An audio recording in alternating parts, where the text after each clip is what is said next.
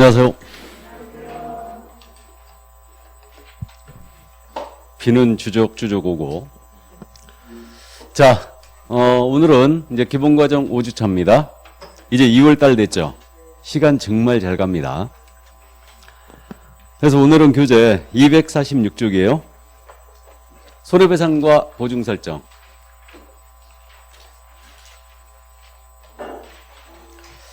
손해배상 책임에 대한 부분인데요. 교재 247쪽에 법제 30조 1항과 2항이 실려 있습니다. 보겠습니다. 법제 30조 제1항 조문 읽어드립니다. 개업공사는 중개행위를 하는 경우 중개행위의 밑줄이죠. 고의 또는 과실로 인하여 고의 또는 과실에도 밑줄이에요. 거래 당사자에게 재산상의 손해를 발생하겠다는 재산상 손해입니다. 밑줄이에요. 그 손해를 배상할 책임이 있다. 그리고 말미에 과실 책임이라고 메모하세요. 과실 책임. 30조 1항은 개업공사의 과실 책임을 규정한 겁니다. 고의 과실에 대한 책임이에요. 자, 그럼 30조 2항입니다. 개업공사는 자기의 중개사무소를 다른 사람의 중개행위 장소로 제공함으로써 다른 사람의 중개행위 장소로 제공의 밑줄이에요. 거래 당사자에게 재산상의 손해를 발생하는 재산상 손해 밑줄입니다.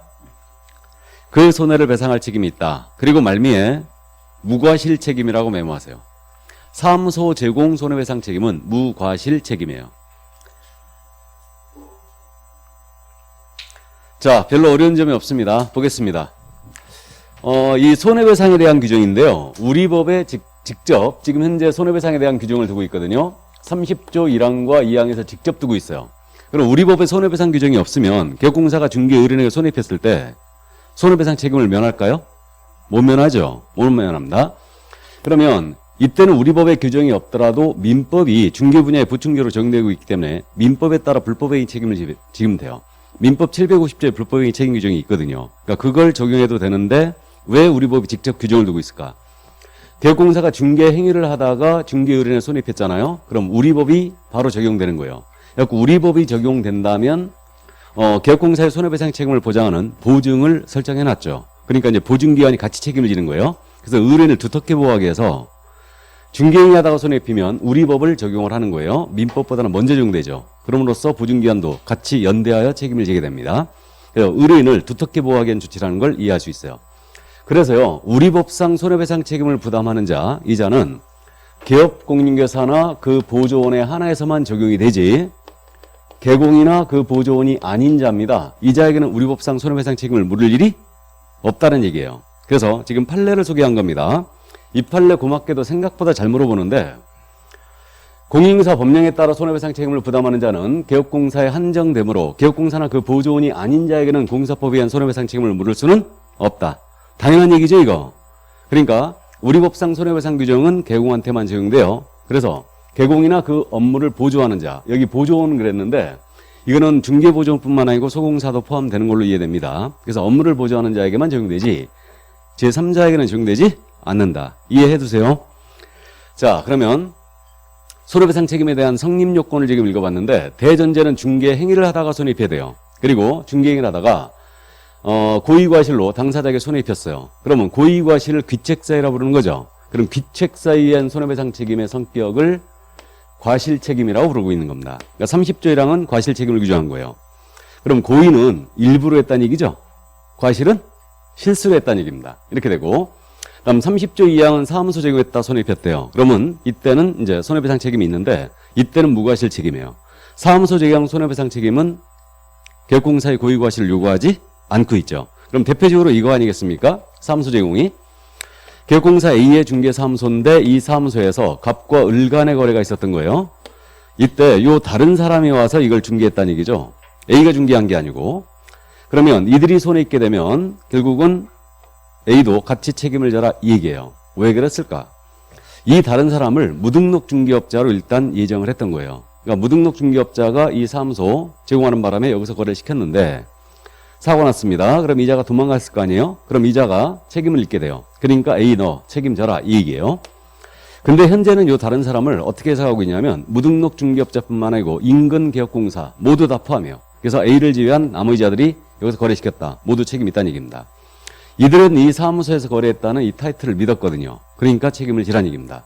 그래서 이때는 이 A에게 고의과실을 요구하지 않아요. 그래서 고의과실을 요구하지 않기 때문에 무조건적인 책임을 지라는 얘기인데 이것을 무과실 책임이라 합니다. 자, 그래서 이제 고의과실이 있거나 또는 사무소 직원을 해야 된다. 그다음에 손해는 확정적으로 발생이 돼야 돼요. 그래서 손해가 확정적으로 발생이 돼야 되고 손해가 발생될 사태에 이르는 경우는 아직 책임이 없습니다. 그러니까 확정적으로 발생이 돼야 되고 고의과실과 손해발생, 사무소 직원과 손해발생과는 인과관계라는 게 있어야 됩니다. 원인과 결과관계가 있어야 돼요. 그래서 이거는 통상적으로 이런 원인에 통상적으로 이 정도의 결과가 발생되더라. 이런 관계만 있으면 인과관계가 있는 겁니다. 그래서 이거를 상당성이라고 하는데 어쨌든 그 정도 참고만 해두시기 바랍니다. 그럼 대전제는 중개행위를 하다가 손해입혀야 되죠? 그러니까 중개행위 하다가 입혀야지 우리 법에 따른 책임이에요. 그럼 중개행위 범위가 어디까지냐? 이런 문제가 있는데 요거는 이제 판례를 우리가 이해를 하고 있어야 됩니다. 중개행위 관련 판례예요. 화면이 깨끗하니까 좋죠. 뒤에 분들도 잘 보이시죠? 자, 그러면 중개행위 관련 판례 1번 판례는 소개를 했어요. 그래서 우리 법상 손해배상 책임을 부담한 자는 개공이나 그 보조원에 한한다. 그러니까 제3자에게는 적용되지 않습니다. 그럼 중개행위의 범위가 어디까지냐?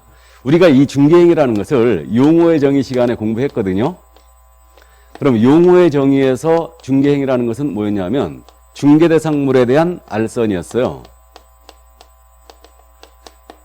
중개대상물이 아닌 것을 소개합니다. 중개 아니었죠. 또 알선하는 것은 소개라고 그랬습니다. 그럼 소개하는 행위가 아닌 것도 중개가 아니었죠. 그러니까 컨설팅이나 분양대행 같은 것은 중개가 아니었습니다. 용어의 정의에서. 근데 우리 대법원은요. 손해배상에 있어서의 중개행위는 용어의 정의에서 말하는 중개행위의 범위로 한정하여 해석할 것은 아니다 그랬어요. 그래서 이거보다는 훨씬 더 넓게 해석합니다. 훨씬 더 넓게 해석해서 만약에 조금이라도 업무 관련성이 있잖아요. 그러면 중개행위 하다가 손해핀 경우로 보아서 보증기관 공제금 다 지급해라. 이렇게 판단이 나갔어요. 그래서 대표적으로 2개 정도만 딱 이해하고 하는데 경매부동산에 대한 권리 분석을 해줍니다. 이거 잘못해주는 바람에 중개의뢰인을 손해입혔대요. 그러면 경매 행위를 하다가 손해입혔다는 얘기인데 용어의 정의에서 관점에서 보면 경매 행위는 분명히 중개행위가 아니죠. 권리 분석을 해주고 있으니까 소개를 하는 게 아니지 않습니까? 그럼 이거는 용어의 정의 관점에서는 중개행위가 아닌데 경매 행위하다가 만약에 손해입혔다. 그것도 중개행위 하다가 입힌 경우로 보아야 한다라고 해석을 했어요. 공제금 바로 지급해라. 판단이 나갔던 거죠. 또 계약 체계로 중도금, 잔금, 등기서류 교부에 관여했어요. 그러니까 계약의 이행에 관여했다는 얘기죠. 관여했다가 손해입혔어요. 이 과정에 손해입힌 경우도 중개행위하다가 입힌 경우로 봐야 한다라고 해석했어요. 그러니까 이건 계약의 이행이니까 조금 수긍이 되는데 이 부분은 조금 납득하기가 힘듭니다. 그래서 어쨌든 경매행위하다가 손해입혔다. 계약의 이행행위하다가 손해입혔다. 나아가서 최근의 판례는 이 판례는 제가 지금 뺐는데 관리대행을 해주다가 손해입혔어요. 임대차 관리대행해주다가 중개의뢰인에게 손해를 입힌 겁니다. 그럼 이 경우도 중개행위하다가 입힌 경우로 봐야 한다라고 해석했어요. 그래서 손해배상에서 말하는 이 중개행위 범위를 용어의 정의보다는 훨씬 넓게 해석했다는 거죠. 그래서 이 정도 판례가 있다는 거 이해만 일단 해두시기 바랍니다. 이거. 자, 그러면 판례 다 살펴봤고요. 거기 지금 설명드린 판례가 거기 248쪽에 판례가 쭉 정리되어 있죠. 찾으셨습니까? 예, 그래서 이런 판례들 나중에 이제 천천히 읽어보시면 돼요. 그래서 차츰차츰 판례를 더 소개할 겁니다. 자, 그 다음에 이제 고의과실 상세히 설명이 돼 있고 넘어갑니다. 중개사무소 제공도 설명을 드렸어요. 이건 무과실 책임이라고 했습니다. 그래서 이제 이 정도 이해만 해 두시고 넘어갑니다. 자, 그러면 252쪽으로 돌아가요. 그럼 252쪽에 손해배상 책임의 이제 효과에 대한 부분으로 들어갑니다. 손해배상 책임에 대한 효과인데 일단 우리 법은 계속 그 재산상 손해를 배상할 책임이 있다고 했어요. 그러니까 우리 법에 의해서는 개혁공사는 중개의뢰인에게 재산상 손해배상 책임을 집니다. 그래서 공인인계사법에 의해서는 재산상 손해배상 책임만 지는데 당사자가 개혁공의 중개로 말미암아 만약에 정신적 손해까지 입었답니다. 정신적 손해배상금을 우리는 실무에서 뭐라 부릅니까? 이걸 위자료라고 불러요. 그럼 위자료에 대한 부분은 우리 법상 책임이 없어요. 근데 중개 분야에 민법이 보충료로 적용됩니까? 안 됩니까? 적용되죠. 그러니까 민법에 따라 당사자는 청구하면 돼요. 그럼 결론적으로 우리 법에 의해서는 개공은 재산상 손해를, 민법에 따라서는 정신적 손해배상 책임도 지게 있으니 당사자가 입은 전 손해를 배상할 책임을 지게 되는 겁니다. 전 손해배상이에요. 일단 자, 그럼 이제 입증 책임에 대한 부분이에요. 성립 요건에 대한 부분을 누가 증명해야 되느냐 이 문제인데 가볍게 이해합니다. 이거는 손해배상 책임을 주장하는 자가 입증해야 되겠죠. 그러니까 피해자가 증명해야 됩니다. 그다음에 소멸시효에 대한 부분인데 이거는 우리 법에 규정이 없어요. 그러니까 민법에 불법행위 소멸시효 규정을 준용합니다. 그래서 민법상 불법행위 소멸시효가 그렇게 돼 있죠. 손해 및 가해자를 안 날로부터는 3년, 불법행위 시점부터는 10년으로 돼 있어요. 그러니까 이제 단기 3년, 장기 몇 년? 10년입니다. 둘 중에 하나의 기간이 끝나면 더 이상 손해배상 청구를 못해요. 일단 여기까지. 자, 그래서 가볍게 이해만 해두시고요. 그러면 개공이 이렇게 손해배상 책임을 지게 됐는데 돈 없다 오리발 확 내밉니다. 그럼 중개의뢰인이 피해를 입더라 이거예요. 그래서 개공한테 이제 보증을 세우도록 한 겁니다. 자, 그럼 보증 설정은 선택이겠습니까? 의무겠습니까? 의무죠. 그래서 손해배상 책임을 보장하는 조치예요. 이게 바로 보증 설정입니다. 자, 그래서 거기 법제 30조가 실려 있거든요. 교재 253쪽 조문. 찾으셨습니까? 자, 그럼 법제 30조 3항. 잠깐 그거 3항만 읽어드리고 시작합니다. 개공사는 업무를 개시하기 전에 밑줄이죠. 업무를 개시하기 전에 밑줄이고요. 제1항 및 제2항에 따른 손해배상 책임을 보장하기 위하여 대통령령으로 정하는 바에 따라 보증보험 밑줄입니다. 보증보험 또는 42조 규정에 따른 공제에 가입하거나 공제에 가입의 밑줄이에요. 또는 공탁을 하여야 한다. 공탁을 하여야 한다 밑줄이에요. 그래서 보증 설정은 선택이 아닌 의무로서 중개의뢰인을 보호하기 위한 최소한의 보장입니다. 이거는 자, 그럼 넘어가십니다. 그래 이걸 갖다 그래서 업무보증이라고도 불러요. 전에는 업무보증이라 불렀는데 지금은 이제 보증설정 이렇게 지금 부르고 있는데 어쨌든 좋습니다. 그럼 기본적인 내용 우리가 파악하고 있죠. 지금 보증설정 시기의 대전제는 언제까지라고요? 업무 개시 전. 다만 분사함서는 설치 신고 전이에요. 그래서 지금은 기억을 업무 개시 전이다. 요걸 꼭 기억을 해 두시고요. 업무를 개시하기 전까지 설정하여 신고까지 모두 마치는 거예요. 설정의 방법도 세 가지로 다 알고 있죠. 서울보증보험에 가입하거나 협회에서 운영하는 공제에 가입하거나. 이 공제는 농협이나 수협공제 인정한다고 안 한다고요? 안 한다겠습니다. 우리 법이 얘기하는 공제는 오직 협회에서 운영하는 공제만 해당 사항이 있어요. 그래서 보증보험 공제에 가입하거나 공탁을 하시면 돼요. 돈이 엄청 많으신 분은 법원에 가서 예치를 해놓는 제도죠. 그래서 이게 바로 공탁이에요. 재정 보증인을 세우는 방법은 인정하지 않습니다. 설정 금액도 우리가 이미 보고 넘어왔는데 우리 법인입니다. 얼마 이상? 2억 원 이상. 법인이 아닌 기업공사는 1억 원 이상. 개인은 1억 이상이에요. 법인이 분삼 설치합니다. 그럼 들 때마다 얼마 이상 추가? 1억 이상 추가해요. 요걸 명심하시라고 그랬는데 그럼 법인은 만약에 분사함소를 3개소 뒀다. 3개소.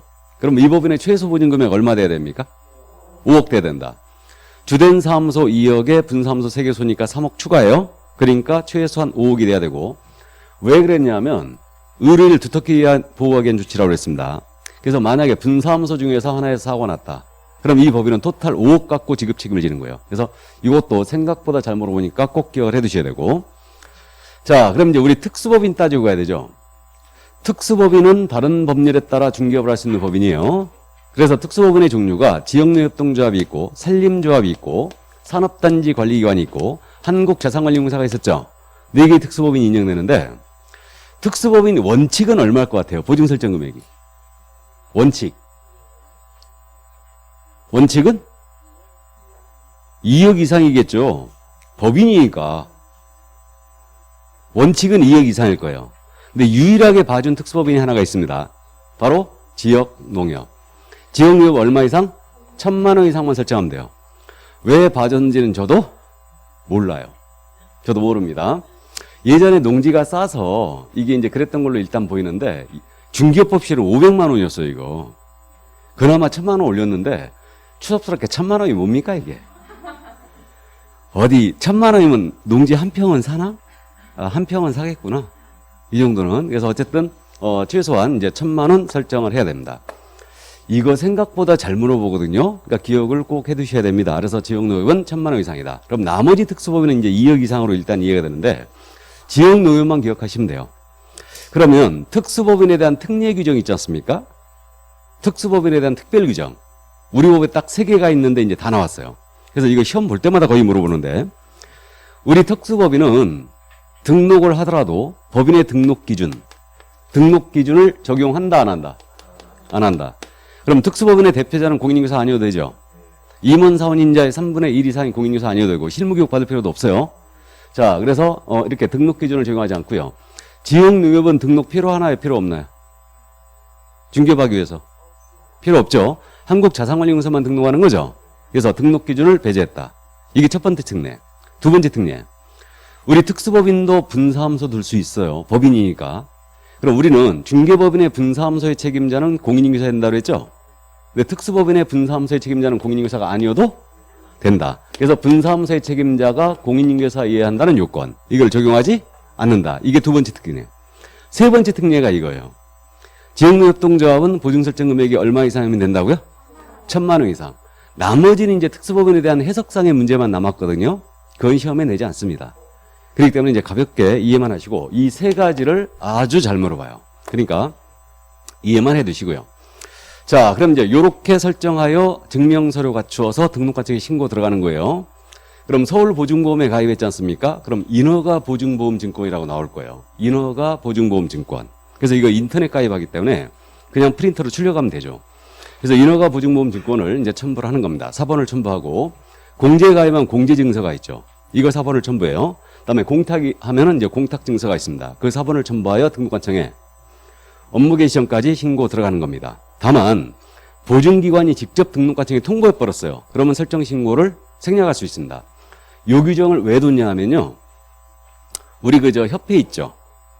협회에 만약에 공제에 가입했지 않습니까? 그럼 협회에서 직접 등록관청에 통보해 줘 버려요. 이 한민우 이놈은 보증 설정했다 하고 바로 통보해 줘 버립니다. 등록관청에. 그러니까 설정 신고를 생략할 수 있어요. 그래서 실무적으로 공제에 가입하지 않습니까? 공제에 가입하면 보증 설정 신고를 별도로 안 해요. 다 알고 있어요. 등록관청이. 협회에서 다 통보해 놓기 때문에. 그래서 이 규정을 두고 있는 겁니다. 근데 서울보증보험 있지 않습니까? 여기 가입하면 보증 설정 신고 들어가야 돼요. 업무를 개시하기 전까지 들어가야 됩니다. 자, 그래서 이제 여기까지 기본적으로 우리는 이해를 했고요. 그럼 이제 보증의 변경과 재설정을 보겠습니다. 이거는 교재를 잠깐 볼까요? 보증의 변경과 재설정은 우리 교재 258쪽에 있습니다.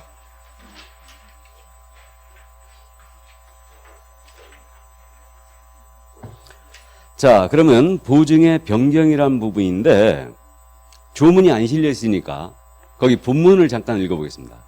그게 우리 시행령 지금 25조 규정 그 양괄호 1번 보증의 변경. 보증의 종류를 바꾸는 게 보증의 변경이라고 그래요. 실무적으로 보증의 변경이 거의 없는데 보겠습니다. 보증을 설정한 기업공사가 그 보증을 다른 보증으로 변경하고자 하는 경우에는 이미 설정한 보증의 효력이 있는 기간 중에, 이 말 밑줄이에요. 이미 설정한 보증의 효력이 있는 기간 중에, 이 말 밑줄. 다른 보증을 설정하고 보증변경 설정 신고서에 새로운 보증관계증서 4번을 첨부하여 등록관청에 보증변경 설정 신고를 해야 한다. 알아보시겠죠? 다음에 내려가서 보증의 재설정. 보증의 재설정은요, 보증기간이 만료가 됐을 때 다시 보증을 설정하는 거예요. 그럼 동그라미 1번 읽어보겠습니다. 보증보험 또는 공제에 가입한 기업공사로서 보증기간의 만료로 인하여, 보증기간 만료의 밑줄이에요. 보증기간의 만료, 여기 밑줄이고요.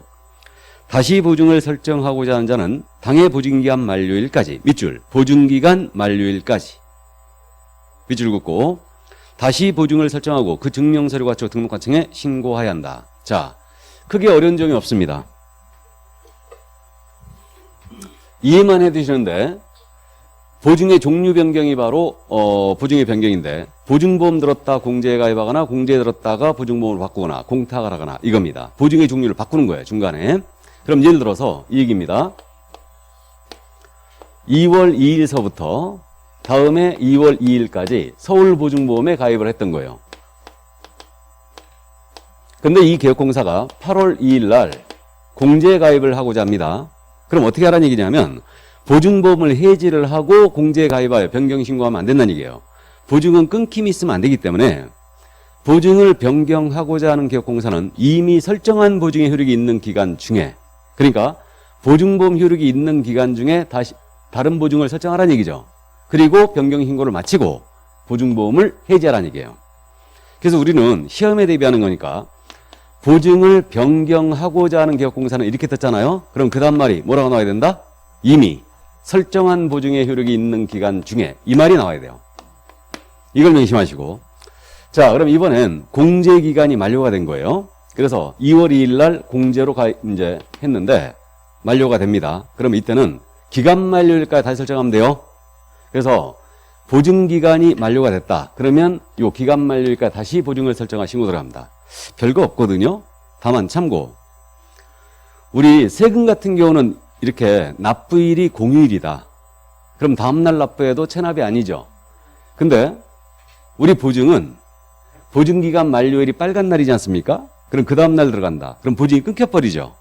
그러니까 안 됩니다. 그래서 보증기간 만료일이 만약에 공휴일인 경우는 그 전 까만 날에 다시 설정할 신고 들어가야 돼요. 이게 기술적인 방법입니다. 보증 끊김이 있으면 안 되기 때문에 그렇게 해줘야 되고. 그래서 우리는 이제 보증기간 만료라고 떴지 않습니까? 보증기간이 만료된 개업공사는 보증기간 만료일까지 보증을 다시 설정하여 등록관청에 신고한다. 이렇게 하시면 돼요. 이게. 자, 그래서 이제 요거 뭐 잘 물어보진 않지만 일단 이해는 해 두시기 바랍니다. 그래서 이제 그렇게 단어들을 기억해 두시고요. 실무적으로 보증기간 만료가 되지 않습니까? 그럼 협회에서 문자 엄청 와요. 엄청 옵니다. 다시 설정하라 하고 계속 문자 날라와요. 이게. 그래서 어쨌든 바빠가지고 이걸 놓쳤다. 놓치면 문제가 됩니다. 실제 제가 상담한 사례 중에 하나도 공제증서 주지 않습니까? 손님한테. 공제증서를 주는데 만료된 걸 줘버린 거예요. 깜빡한 거야, 개공이. 그래가지고 이게 또 계약이 문제가 됐지 않습니까? 계약이 문제가 되면 항상 우리가 머리 아파요. 계약이 문제가 되면 그동안 절차, 계약 진행 과정에서 잘못됐던 것들 있죠? 손님이 다 끌어낸다니까? 소공사가 했는데 여기다 서명 안 했어요. 공제증서 주는데 기간이 만료됐어요. 트러블 걸면 불리한 건 누구? 우리죠. 우리입니다. 그래서 어쨌든 그런 사례도 봤는데 보증기한 놓치지 말아야 됩니다. 그러니까 문자가 계속 오면 이제 빨리 설정해버리고 그냥 끝내는 거죠. 현재 서울보증보험 들어가면 얼마라고요? 1억 들어가면 11만 원. 서울보증보험은 11만 원이요. 공제는 19만 8천 원. 근데 여러분들이 개업한 다음에 최초로 공제가입할 때는 최초 회원가입비 있다고 그랬죠, 협회. 그게 얼마라고요? 50만 원이에요. 그러니까 69만 8천 원 한 번에 들어갑니다. 공탁은 현실적으로 1억을 이체해 놓는 거죠. 그래서 어쨌든 그 정도 기간 만료일까지 다시 보증을 설정한다. 그 점을 이해해 주시고 이제 보증에 대해서는 설명을 하고 사본도 교부해야 됩니다. 자, 그럼 보증의 설명 및 사본 교부에 대한 내용인데 보증 설명 시기 있지 않습니까? 보증 가입 시기. 이거 갖고 장난 또 최근 시험에서 엄청 잘 쳐요. 그러면 보증 설명은 언제 해야 되느냐? 중개가 완성됐을 때. 중개 완성 시점 언제라 하겠습니까? 거래계약 체결. 계약 체결이 중개 완성이에요. 예를 들어서 이제 계약이 체결되면 보증에 대해 설명합니다. 그다음에 뭘 설명해야 되냐면 쌍방 모두에게 설명하는데 보장기관 및 그 소재지, 보증보험 그 소재지, 공제 그 소재지, 공탁 그 소재지 다 설명해야 돼요. 보장기간도 설명해야 돼요. 언제서부터 언제까지. 다음에 보장 금액도 설명해야 됩니다. 그리고 쌍방 모두에게 보증관계증서 사본도 교부를 해야 됩니다. 물론 이거는 전자문서로 교부해도 상관이 없습니다. 자, 그래서 여기서 이제 보증 관련 설명, 사본교부까지 다 봤는데 중개가 완성됐을 때 쌍방교부 서면 있죠. 쌍방에게 줘야 되는 서류.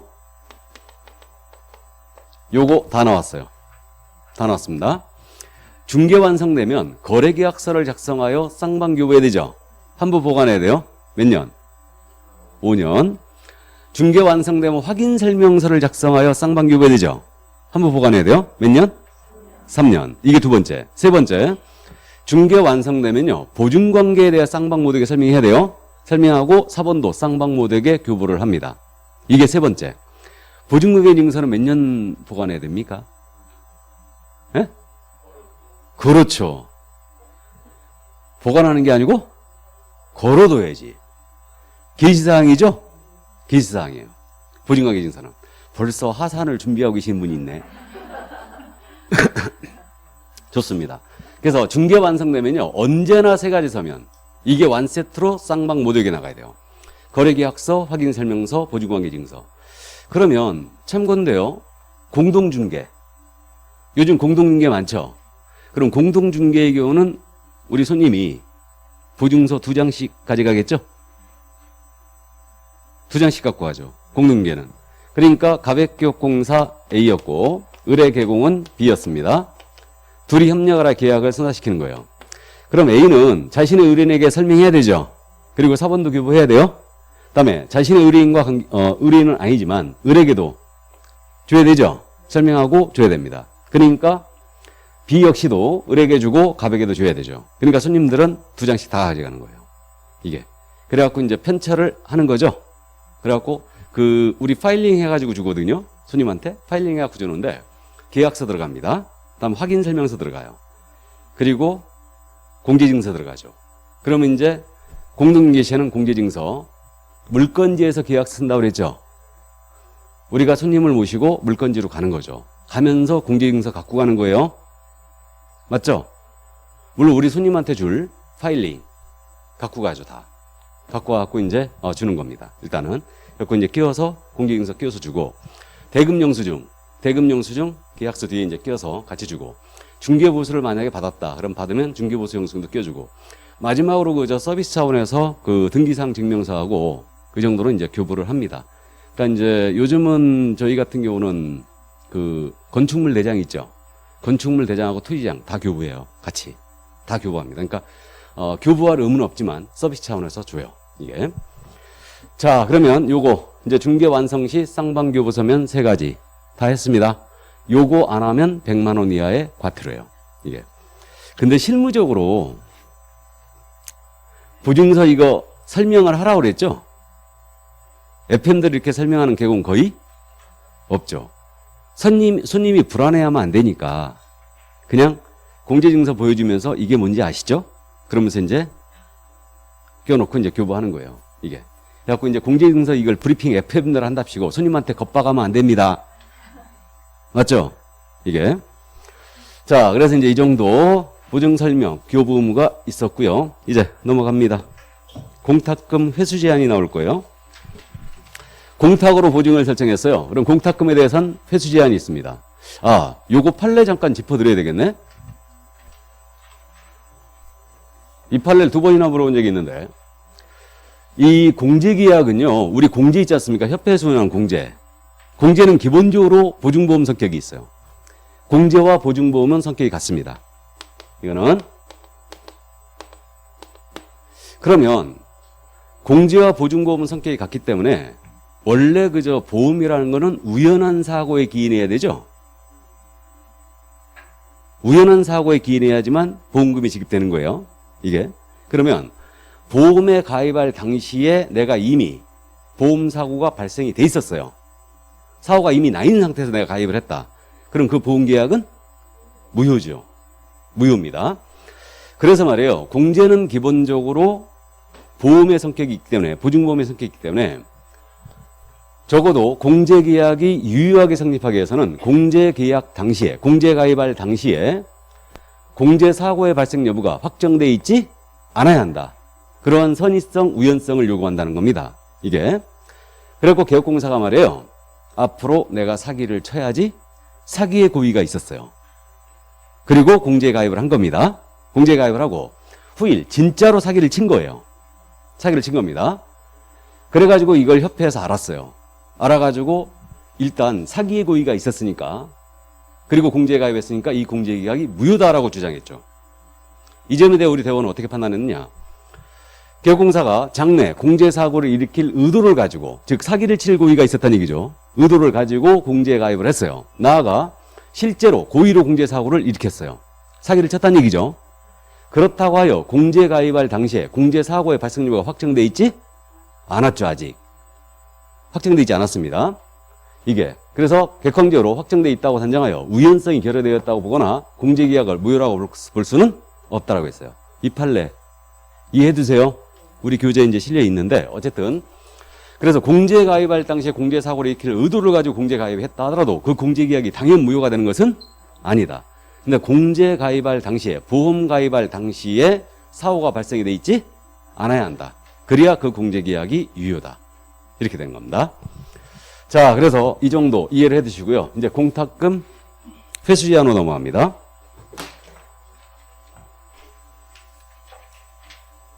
자, 그럼 이 공탁금에 대해서는 일정 기간 동안 회수를 제한하고 있죠. 그래서 공탁으로 보증을 설정한 거예요. 그럼 만약에 개업공사가 폐업한 즉시 공탁금을 회수할 수 있다고 가정해보죠. 폐업을 하면서 공탁금을 회수해 간 거예요. 근데 중개의뢰인이 폐업 후에 손해사실을 알게 된 거예요. 그럼 개업공사에게 손해배상 청구를 할 텐데 돈 없다 오리발 확 내밉니다. 의뢰인이 피해 입죠? 그러니까 공탁금은 폐업을 하더라도 몇 년간? 3년간 묶어놓는 겁니다. 계속. 그래서 개공이 사망을 하더라도 공탁으로 보증을 설정했다. 그 상속인은 공탁금 3년간은 회수를 못해갑니다. 이거 의뢰인 보호 조치임을 그냥 이해할 수 있어요. 이거는. 그래서 실무적으로 공탁을 할 일이 있어요, 없어요? 없습니다. 부동산을 하는 사람이 1억이란 돈을 예치를 해놓는다. 있을 수가 없죠. 이거를 잘 굴려가지고 사기만 잘 치면 이게 10억이 될지 20억이 될지 아무도 모르는 거죠, 지금. 그러니까 공탁은 돈이 썩어도 안 합니다. 차라리 방석을 만들어 쓰고 말죠. 그래서 어쨌든 공탁금 회수 제한 3년 걸어져 있어요. 보증보험이나 공제는 회수 제한이 있을 리가 없죠. 보증보험이나 공제로 들어갔다. 회수 제한이 있을 리가 없습니다. 왜 그러냐면 보증보험에 들었잖아요. 폐업을 했잖아요. 손해사실 후에 알게 됐죠. 그렇다 하더라도 그대로 청구할 수 있거든. 공탁금만 회수 제한이 걸어져 있는 거예요. 그리고 왜 하필 3년일까? 왜? 앞에서 3년 나왔죠. 확인설명서가 아니고 손해배상 청구의 단기시효. 손해배상 가해자를 안 날로부터는 3년. 불법행위 시점부터는 10년. 그러니까 3년간 묶어놓는 거예요. 그래서 이것도 생각보다 잘 물어봐요. 쉽게 우리가 해결하고요. 그 다음에 손해배상금의 지급으로 넘어갑니다. 지급 청구에 대한 부분인데 손해 입은 중개 의뢰인이 보증기관을 통하여 손해배상금의 지급을 청구하는 겁니다. 보증기관에. 이때 어떤 서류를 내야 되는가? 요게 언급이 되어 있는 거예요. 그러면 개업공사가 손해배상에 대한 합의를 해준 거예요. 그럼 합의서 내면 되겠죠? 그럼 합의를 안 해주는 거예요. 그러면 개공을 상대로 우리 중개 의뢰인은 소송해야 되죠. 그럼 이제 판결문, 승소 판결 받았다. 그러면 승소 판결문 사본을 제출하면 돼요. 이때 판결문과 동일한 효력이 있는 화해 조서, 조정 조서, 청구 인락 조서가 있는데 그냥 조서 등을 내도 됩니다. 자, 그래서 합의서나 판결서 이렇게 사본을 내야 된다. 그럼 보증기관에서 지급을 해줍니다. 중개의뢰인에게 이렇게 이제 지급을 해줘요. 그러면 이 지급한 보증기관은 그대로 지급한 금액을 우리 기업공사에게 다시 청구를 한다, 안 한다? 청구를 한다. 그래서 처음 들으신 분은요, 이거 자동차 보험과 오해하면 절대 안 됩니다. 서울보증보험 있잖아요. 이건 보험이라고는 돼 있지만 실제로 보험이다, 아니다? 아니에요. 무늬만 보험이에요, 이거는.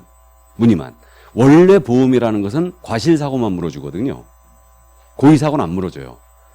보증보험은 보증을 서주는 회사일 뿐이에요. 이거는.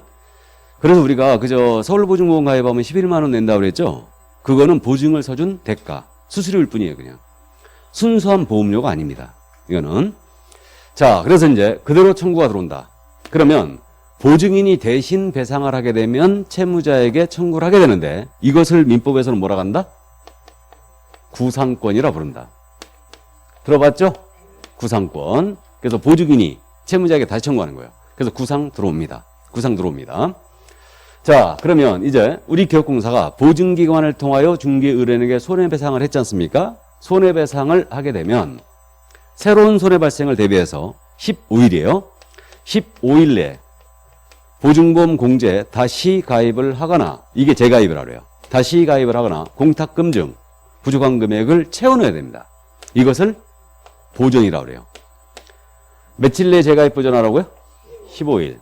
이거 생각보다 엄청 잘 물어봅니다. 우리 공인인사법 쪽에서는 15일이 유일하게 이거였거든요. 유일하게 이거였는데 15일 하나가 더 늘어있죠, 지금. 혹시 모니터링 기억나시죠? 우리 모니터링은 부당한 표시 광고하고 있는가? 국토부 장관이 모니터링 권한을 갖고 있고 한국인터넷 광고재단은 지금 위탁 운영하고 있다고 그랬습니다. 그럼 이 모니터링 제도는 기본 모니터링이 있고 분기마다 하는 거, 수시 모니터링이 있다고 그랬죠? 의심이 될 때 이제 하는 거. 이렇게 했는데 모니터링 결과 보고 해야 되죠. 그럼 모니터링 위탁받은 기관은 기본 모니터링 했어요. 결과 보고 30일 내에 하게 돼 있어요. 그다음에 수시 모니터링은 15일 내에 하게 돼 있죠. 15일이 거기서 또 한 번 나와요. 그래서 기억을 해두세요. 손해배상을 했어요. 손해배상을 했다고 나오면 며칠 내에 재가입 보전한다? 15일 내에 재가입 보전이에요. 그래서 이제 여기까지 기억을 해두시고요. 공인인사법 쪽에서는 15일이 딱 두 번이에요. 이게 두 번이고 실무 쪽에서는 15일로 또 쭉 나오죠. 쭉 나오는데 어쨌든 기억을 해두시고요. 그럼 여기서 참고인데 만약에 공제 우리가 1억을 가입을 했어요. 일단 중기 의뢰인이 7천 손해 입었대요. 그럼 공제에서 7천 지급했어요. 3천만 원 남은 거야 안 남은 거예요? 네? 남은 거 아니에요. 우리가 재가입의 개념을 어떻게 해석하고 있냐면 15일 내에 그럼 재가입해야 되죠. 그럼 1,000만 원 배상했다라도 재가입 1억을 전체를 다 해야 돼요. 무슨 말인지 이해하셨죠? 남은 게 아니니까. 그러니까 1억을 다시 가입하는 겁니다. 근데 만약에 공탁을 했어요. 공탁을 1억 2천 한 거예요. 돈이 써가지고 1억 2천 한 거예요. 1억 2천. 그래가지고 7천만 원 빼줬어요. 공탁금에서. 그럼 공탁이거는 구상의 문제가 없죠? 내 돈 빼준 거니까. 이게. 그럼 5천 남았죠, 지금. 5천 남았으니까 15일 내 보전하라고 그랬죠?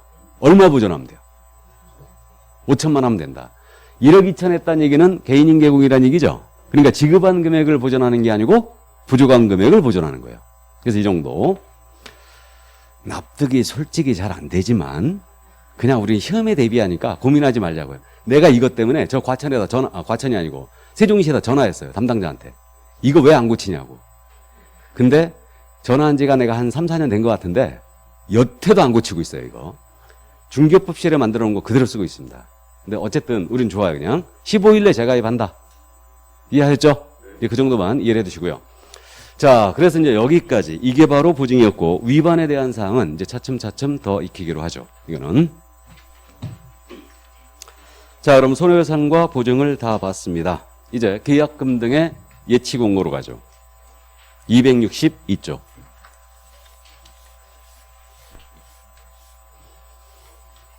어제는 내가 심심해가지고 간만에 내가 강의한 영상을 한번 봤거든요. 나는 인터넷 아예 그냥 그런 거 잘 안 보는데 한번 누가 보라게 나더러. 그래갖고 내가 한번 봤어, 내가 내 영상을. 야, 그랬더니 나도 나이를 먹었대 이제. 내 트레이드 마크가 원래 명확한 발음에 똑똑 떨어지는 강의. 이제 이게 내 트레이드 마크인데 와, 이제 나도 나이를 먹었나. 발음이 이게 마스크를 써서 그런지 몰라도 발음이 새는 경우가 나오네. 나 이빨 빠진 게 없는데. 어떨 때 보면은 내가 막 나갈 때는 발음이 이게 명확하지가 않대요. 여러분들 그런 거 느낀 거 있어요? 나 처음 느꼈네. 아, 그래서 그 친구가 나한테 그 원장님이지. 그 친구라면 안 되지. 나한테 그래서 강의를 보라겠나 봐. 그래갖고 예전하고 교수님이 많이 달라졌다고. 이게 이걸 써서 그런지 몰라도 한번 들어보라고 나한테. 그래도 이게 수업 시간 1시간 기준 했을 때 두세 번 정도는 이게 발음이 명확하지 않은 경우가 나오대. 그래도 우리는 PPT로 가니까 알아보시죠? 예, 그래서 어쨌든 그하고는 PPT 안 하거든. 자, 그럼 계약금 등의 예치 공고 들어가겠습니다. 우리 법 31조예요. 31조인데 이 제도의 도입 취지를 먼저 말씀드리고 조문을 읽어드리면 쉽게 이해가 됩니다. 그러면 이 제도 갑과 을이 부동산에 대한 거래를 했습니다. 이 거래를 A가 소개했네요. 계약금 들어가고 중도금 들어갔어요. 근데 부동산 거래가 통상 장시간이 소요되기 때문에 당사자 간의 사정으로 이 계약이 깨질 수 있어요. 그럼 계약에 정상관계가 발생하는데 이자는 몰수할 거 몰수하고 돌려줄 거 돌려줘야 되는데 안 돌려주고 도망갑니다. 그리고 이 갑이 남의 부동산 팔아치우고 도망가는 거예요. 그럼 사기 사건이 터지면 결국은 피곤한 건 누구? 계곡만 피곤해져요. 그러니까 이러한 해제 또는 사고에 대비해서 계약금이나 중도금, 잔금을 기업공인중개사 또는 제3자한테 예치를 해놓는 거예요. 예치를 해놨다가 이런 사태가 벌어지면 바로 정산하고 끝내자. 이것을 권고할 수 있는 제도. 이것을 계약금 등의 반환채무 이행 보장 제도라고 하고 이것을 예치 권고 제도라고도 불러요. 왜 그런지는 잠시 후에 보고. 그럼 이 제도는 거래사고를 대비하는 사전적 예방제도임을 알 수 있죠. 사전적 예방제도이고 미국에서 사용하고 있는 에스크로우 제도라는 게 있어요. 에스크로우. 이건 여러 가지 의미로 사실 쓰이는데 우리 쪽에서는요. 에스크로우라는 것은 계약 이행 대행 제도로 이해하세요. 계약 이행 대행 제도. 이거와 유사한 제도예요. 그러면 제3자가 계약 이행을 에스크로업자가 다 대행한다는 얘기죠. 그래서 이제 통상 미국에서는 그저 우리 개업공사가 에스크로업을 같이 하는 경우가 많은데 에스크로업자가 대금을 다 받아요. 그리고 등기서류도 에스크로업자가 다 받습니다. 그리고 이거 권리증 나가면서 대금이 딱 지급되는 거예요. 제3자가 모두 계약 이행을 대행하고 있죠. 그래서 이거는 사기도 예방할 수 있죠. 그래서 이것을 들여오기 위한 하나의 발판 규정으로 이해가 되고 있습니다. 이게. 그럼 이 제도는 궁극적으로 을한테 유리한 제도임을 알 수 있죠. 그래서 취득 의뢰인에게 일단 유리한 제도예요. 이자에게. 계약 파기됐을 때 바로 정산하고 끝내자. 이거였거든요. 자, 근데 우리 부동산 거래 실태와 잘 안 맞아요. 그러게 그 타협점에서 이걸 의무로 규정한 게 아니고 예치 권고할 수 있다. 그렇게 권장사항으로 일단 규정이 들어온 겁니다. 자, 그럼 법제 31조 제1항. 요거만 읽어보면 쉽게 이해가 됩니다. 자, 법제 31조 제1항 읽어드립니다. 개업공사는 거래 안전을 위하여 필요하다고 인정하는 경우에는 여기서 끊어보시죠. 끊고 거래계약의 이행이 완료될 때까지 여기서 끊고 계약금, 중도금 또는 잔금 이하 2조에서 계약금 등을 한다. 이것을 여기서 끊어보시고 개업공사 또는 대통령령이 정하는 자의 명의로 여기서 끊으시고 금융기관 제42조에 따라 공제사업을 하는 자 또는 자본시장과 금융투자에 관한 법률에 따른 신탁업자 등의 자 밑줄 금융기관 밑줄 공제사업을 하는 자 밑줄 신탁업자 등 밑줄 등에 여기서 끊어보시고 예치하도록 거래당사에게 권고할 수 있다. 권고할 수 있다 밑줄이죠. 그래서 이것을 예치 권고 제도라고도 부르는 거예요. 이름을. 그럼 이것은 개업공사의 의무에 아니에요? 의무가 아니죠. 근데 왜 의무편을 지금 우리가 공부하고 있는데 의무편에 두고 있느냐? 달리 둘 데가 없어서. 그래서 제 책도 그렇게 돼 있는데 대부분의 교재들이 손해배상 다음에 예치권고제도를 두고 있습니다. 손해배상 30조, 예치권고제도 31조. 그래서 이건 개공의 의무가 아니에요. 그래서 예치권고할 수 있는 제도에 불과합니다. 자, 그래서 이제 우리는 조문을 다 읽어봤기 때문에 쉽게 이해가 되는데 그럼 거래 안전을 보장하기 필요하다. 그럼 예치권고할 수 있다.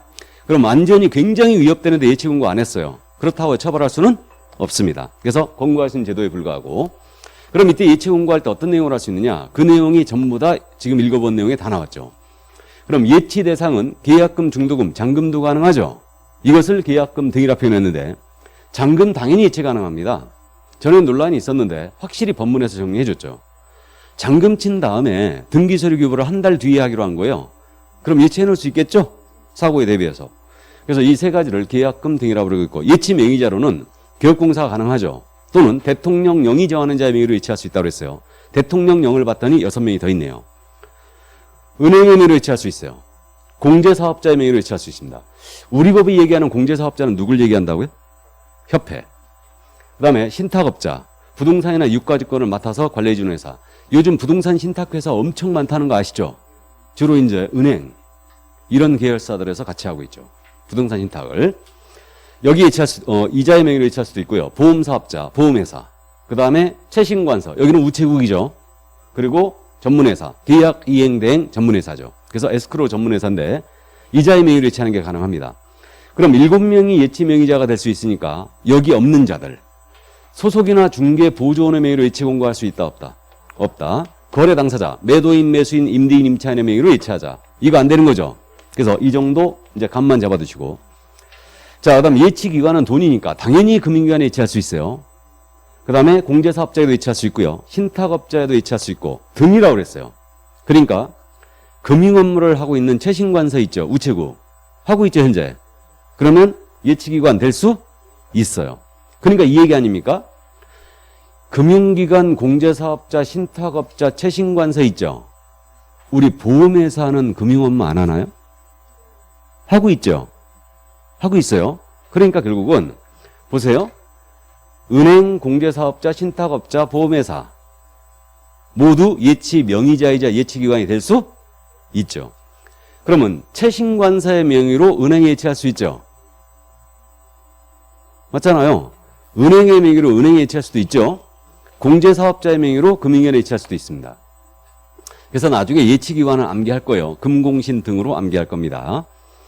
자, 그럼 이제 이렇게 되고요. 그 다음에 예치기한은 계약의 이행이 완료될 때까지 예치해 놓을 수 있습니다. 그래서 31조 조문이 그렇게 돼 있는 거예요. 계획공사는 거래 안전을 위해 필요하다고 인정할 때는 일단은 계약금, 중도금, 잔금을 자기 또는 대통령 영의 정하는 자의 명의로 금융기관, 공제사업자, 신탁업자 등에 예치하도록 거래계약의 이행이 완료될 때까지 권고할 수 있다. 그럼 예치 권고했거든요. 예치하자. 당사자가 노후해버렸어요. 그럼 끝이죠? 그냥 끝입니다. 이게. 자, 그러면 우리 법은 계약공사를 믿습니까? 안 믿습니까? 안 믿죠. 그럼 계공이 자신의 명의로 계약금 등을 예치하는 거예요. 그럼 이때는 이거 떼먹고 도망갈까봐 계공이 자신의 명의로 예치한다. 이때는 이제 계공은 의무를 부담합니다. 이게. 그래서 그게 바로 계약공사 명의로 예치하는 경우의 특칙이에요. 그래서 우리 교재 지금 이 부분은 266쪽에 있죠. 계약공사 명의로 예치하는 경우의 의무사항, 특칙입니다. 그러면 대통령 영의 정하는 자의 명의로 예치할 때는 이런 의무가 없다는 얘기예요. 계공이 자신의 명의로 계약금 등을 예치한다. 그럼 계공께서는 어떤 의무를 부담하냐면 당사자와 거래 안전을 위한 약정을 맺어야 돼요. 이게 제목이 거래 안전 약정이라고 되어 있지만 예치 수수료 얼마로 할 거며 인출 방법은 어떻게 되며 이런 것들 미리 약정하라는 얘기예요. 나아가서 계약공사는 자신의 예치금과 이 계약금 등을 분리관리할 의무가 있어요. 여러분들이 개업을 하시면요. 그 중개사무소 운영 경비통장 따로 만드시겠죠? 따로 만들 거예요.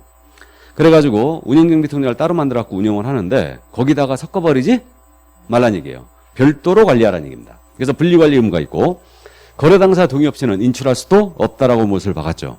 당사자의 동의가 있어야지만 인출할 수 있어요. 나아가서 예치 금액에 해당하는 금액으로 보증보험, 공제, 공탁의 방법으로 보증까지 설정해야 돼요. 그리고 그 사본을 교부를 해줘야 됩니다. 그래서 예치 금액에 해당하는 금액으로 보증 설정하여 그 사본까지도 교부하라. 얼마나 못 믿는지 아시겠죠? 뒤로워서 예치 공고 한다고 안 한다고? 안 합니다. 이게. 그래서 계공이 자신의 명의로 예치할 때는 이런 의무를 부담한다는 얘기죠. 이게. 그러면 여기서 보증 설정 같은 거 하자면은 돈 들어가지 않습니까? 그래서 이게 바로 계약금 등의 반환 채무 이행 보장에 소요된 실비라고 그래요. 실비. 잠시 후에 합니다, 이거. 오늘 하죠. 중개보수 파트에서. 그래서 요 계약금 등의 반환 채무 이행 보장에 소요된 실비가 발생이 됐어요. 이게 발생이 되면 이거 실비 받아야 되죠. 그럼 이걸 누구한테 청구할 수 있는 문제가 있거든요. 이 제도 자체가 취득의뢰인한테 유리한 제도라고요. 이전 의뢰인한테 유리한 제도라고요. 취득의뢰인. 그러니까 요 계약금 등의 반환 채무 이행 보장에 소요된 실비. 이것은 권리 취득의뢰인에게 청구할 수 있다 그랬죠. 취득의뢰인에게. 자, 그러면 이 제도는 거래사고를 대비하는 아주 좋은 제도인 것 같습니다. 근데 이게 실무적으로 잘 안 쓰여요. 왜 안 쓰이냐면 우리 부동산 거래 실태와 안 맞거든요. 갑은 계약금이나 중도금 받아갖고 다른 데 또 투자하고 있죠, 지금. 그죠? 근데 이것을 제3자한테 대체해 놓는다. 실태와 잘 안 맞습니다, 이게. 그래가지고 우리가 실무적으로 임대차 중개할 때 제일 어려움을 겪는 게 그거예요. 손님 나가는 임차인 돈 빼주고 들어온 임차인 받아야 되죠. 그러니까 받아서 돈 빼주고 이걸 날짜를 맞춰야지. 이게 제일 어려워요. 이게. 다행히 손님 중에 한 분이 날짜에 여유가 있으면 다행인데 딱딱 맞게 돼 있다. 그러면 저쪽에서 예를 들어서 들어오시는 손님은 또 저쪽에서 집을 뺄 거 아니에요. 그럼 저쪽에서 보증금 받아갖고 이쪽에 내줘야 되죠. 그럼 여기서 받아가지고 다시 나가는 임차인한테 줘야 돼. 그러니까 이게 맞추는 게 굉장히 힘들어요. 이게. 그래서 이게 중간에 우리 개공이 보증금을 한번 쏴줄 때가 있거든. 손님한테는 되도록이면 돈을 빌려주면 절대 안 됩니다. 이건 철칙이에요. 손님한테 돈 빌려주면 된다, 안 된다? 안 된다. 일단 빌려주는 거 아닙니다. 끝까지 버티는 거야. 알아서 하게. 알아서 하게. 근데 이 손님이 나처럼 멀쩡하게 생겨갖고 믿을만해. 그러면 이제 괜찮은데, 되도록이면 손님한테는 돈 거래는 절대 하지 마세요. 나중에 못 받을 가능성도 있어요. 그러니까 절대 하지 말고, 그건 마지막 수단이야. 마지막 수단인데, 내가 쌈짓돈이 좀 필요해. 잠깐 시간의 갭을 메우는 거지. 잠깐. 나가는 임차인 보증금 줘야 되잖아요. 근데 들어오시는 분이 아직 안 들어오는 거야. 그럼 내 보내야 되잖아, 일단. 그럼 이제 물론 임대인이 알아서 챙기겠지만, 이제 그럴 때가 있어요. 있습니다. 내가 그 금융을 했다고 그랬죠? 구직해서 쏴줬어. 그래갖고 이제 내가 한 적이 있다고 그랬습니다. 그래서 어쨌든 이런 실태와 안 맞더라 이거예요. 그래서 이건 좋은 제도이기 때문에 이것의 활용을 위해서 사전수령제를 인정하고 있는 거예요. 이게. 그래서 원래 계약금 등은 거래계약 이행이 완료될까지 예체를 해놓는 건데, 계약금 등을 수령할 권한이 있는 자, 즉 매도인 임대인을 말하죠. 그래서 이자가 수령할 권한이 있는 거예요. 이자들은 미리 이걸 수령해 갈 수 있다는 얘기죠. 이걸 사전수령제라고 그래요. 그럼 이자가 수령을 해가기 위해서는 가서 보증서 끊어와야 돼요. 그럼 이 보증서 의미는 그거죠. 이 계약이 해제가 되거나 파기가 됐는데 내가 정산을 안 해주고 도망가 버리면 보증서가 책임지겠다 이 얘기예요. 그러니까 계약 해제 시에 그 반환을 보장하는 내용의 보증서죠. 이 보증서를 어디 가서 발행받아 오냐면 금융기관이나 보증보험회사에서 발행받아 와요. 찾아가는 금액으로 끊어오는 거예요. 그래갖고 이걸 이제 보증보험회사에서 발행받아 와갖고 누구한테 줘야 되냐면 예치 명의자예요. 예치 명의자가 계약금 등에 대한 최종적인 책임을 지거든요. 그러니까 예치 명의자에 교부하고 미리 수령할 수 있다 그랬어요. 그럼에도 불구하고 여전히 잘 안 쓰이는 제도입니다. 이게 여기까지. 근데 실무적으로 말해요. 이런 제도가 있으니까 부동산 거래를 중개를 함에 있어서 조건부 거래 같은 거 있죠. 조건부 거래라는 것은 대표적으로 토지거래 허가구역의 토지를 거래한다. 그럼 허가를 못 받게 되면 계약 무효죠. 그럼 계약금 바로 다 돌려줘야 되죠. 돌려줘야 하는데 뺀돌하게 생겨갖고 안 돌려주게 생겼다. 그러면 허가를 받을 때까지 내가 예치를 해놓겠습니다. 그런 걸 한번 활용해보라는 얘기예요. 농지취득자 증명을 받을 것을 조건으로 계약을 한다. 그럼 농취증을 못 받게 되면 정산해줘야 되죠. 다시 자기 앞에 일주는 게 못하니까. 그러니까 결국은 그런 거 이런 조건부 거래할 때는 이런 제도가 있으니까 활용을 해보시기 바랍니다. 그럼 개공이 자신의 명의로 예치할 때는 보증 설정 같은 거 하라고 그랬죠? 돈 들어가잖아요. 안 걸리면 될 거 아니에요. 맞죠? 사무실에 금고에 넣어놓으면 되지. 아니 그렇습니까? 이게. 근데 이제 손님들이 싫어하죠. 개공이 보관하는 것에 대해서. 어쨌든 뭐 이런 제도가 있다는 거 활용해 보시기 바랍니다. 자, 그래서 계약금 등의 반환 채무 이행 보장 제도 여기까지였습니다. 그러면 이제 중개 보수가 등장하죠. 이건 좀 쉬었다 할까요? 예, 좀 쉬었다 하죠.